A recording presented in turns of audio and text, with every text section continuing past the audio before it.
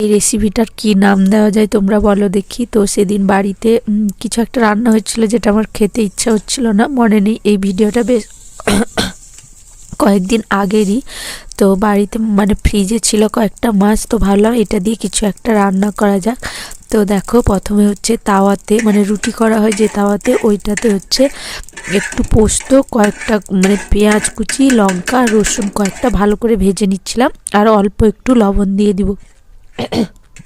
আর তোমরা তো জানোই আমার জ্বর হয়েছে, তার জন্য ভয়েসটা এরকম শোনাচ্ছে। তো দেখো এবার অল্প নুন দিয়ে দিলাম। এই ভিডিওটা অনেক দিন থেকেই করা ছিল, তো তোমাদের সঙ্গে শেয়ার করা হয়নি, তাই ভাবলাম আজকে যখন কোনো ভিডিও করিনি তোমাদের সঙ্গে এই ভিডিওটা শেয়ার করি। তো সেটাকে ভেজে রেখে এবার আমি মাছটা ভেজে নিচ্ছি এদিকে।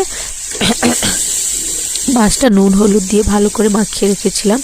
তো সে যে এটাকে যে ভেজে রেখেছিলাম সব কিছু একসঙ্গে, ওটাকে এবার শিলনোড়ায় ভালো করে পেস্ট করে নিচ্ছি। তো এটা মিক্সিতে করলেও হয়, কিন্তু আমি শিলনোড়াতেই করেছিলাম যেহেতু অল্প পরিমাণ ছিল। এবার হচ্ছে এখানে একটা মশলা করেছিলাম, সেটা হচ্ছে মানে ঝোল রান্নার যে মশলাটা হয়, পেঁয়াজ, রসুন আর সমস্ত কিছু, আদা, লঙ্কা গুঁড়ো, হলুদ গুঁড়ো দিয়ে একটা মশলা করে রেখেছিলাম। তো ওইটাই দিয়ে দিলাম এবার কড়াইতে। দেখো এবার এটাকে মাছের সঙ্গে ভালো করে মশলাটাকে মিশিয়ে নিচ্ছি, যাতে মশলাটা একদম মাছের ভেতরে চলে যায়। আর কি বলতো, এই মাছগুলো বেশ কয়েকদিন ফ্রিজে থেকে গেছিলো, ওর জন্য এমনি খালি ভাজা করলে ভালো লাগতো না খেতে, জন্য আমি এই রেসিপিটা করেছিলাম। যদি এটা ফার্স্ট টাইমই করা হয়েছিল। আর এটা একটা আমি ইউটিউবে মানে ভিডিও দেখতে দেখতেই হঠাৎই দেখেছিলাম, কিন্তু রেসিপিটার নাম আমার একদমই মনে নেই। তারপর দেখো ওই মশলাটা যে পেস্ট করেছিলাম ওটার সঙ্গে 1 চামচ মতন, যেমন না 1.5 চামচ মতন টক দই ভালো করে ফেটিয়ে নিয়ে এবার তাওয়াতে দিয়ে দিলাম ওই মাছটার উপর। এবার এটাকে ভালো করে কষাবো। তো তোমরা লাস্ট পর্যন্ত দেখে বলবে যে এই রেসিপিটার কি নাম।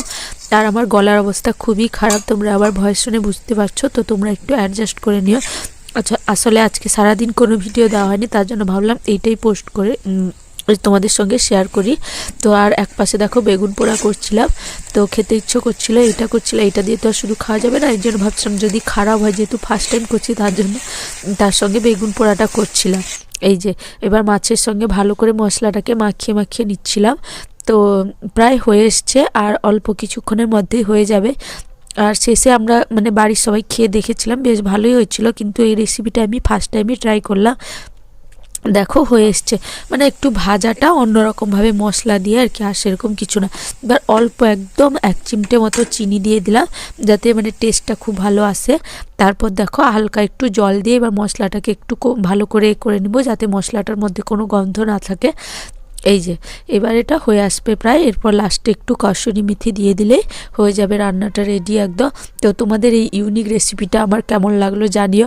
আমি কিন্তু জানি না এই রেসিপিটার কী নাম দেবো, আমি নিজেই বুঝতে পারিনি, ওই জন্য তোমাদেরকে বলছি যে তোমরা যদি বলো যে এই রেসিপিটার কী নাম দিলে ভালো হয় তাহলে বলো, আমি তাহলে নামটা দিব, নাহলে আমি কিন্তু কোনো নামই দিচ্ছি না এই রেসিপিটার।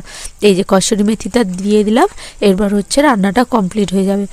আর আমার ভয়েসটা একটু অ্যাডজাস্ট করে নিও, তোমরা জানোই তো জ্বর হয়েছে, তো আর কি আর করব, তার জন্য মেলা ঘুরেছি কয়েকদিন, এর জন্য ঝড়ে পড়ে গেছি, আবার একটু 1-2 দিনের পরে আবার ঠিক হয়ে যাবে।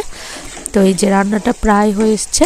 তো তোমাদের দেখে কেমন মনে হচ্ছে, আমরা তো খেয়েছি ভালোই মনে হচ্ছিল, কিন্তু তোমাদের দেখে কেমন মনে হচ্ছে, আর এই রেসিপিটা একদম ইউনিক, তোমাদের কেমন লাগলো রেসিপিটা আমাকে জানিও। আর যদি তোমাদের ভালো লাগে রেসিপিটা অবশ্যই বাড়িতে একবার ট্রাই করে দেখো, আমার মতে ভালো লাগবে। একদম মাছগুলো যেগুলো মানে ফ্রিজে 2-3 দিন থাকার পর দেখবে টেস্ট কমে যায়, এরকমভাবে রান্না করলে কিন্তু ভালোই লাগে, নাহলে নর্মাল এমনি রান্না করলে অতটা টেস্ট লাগে না। Thank you.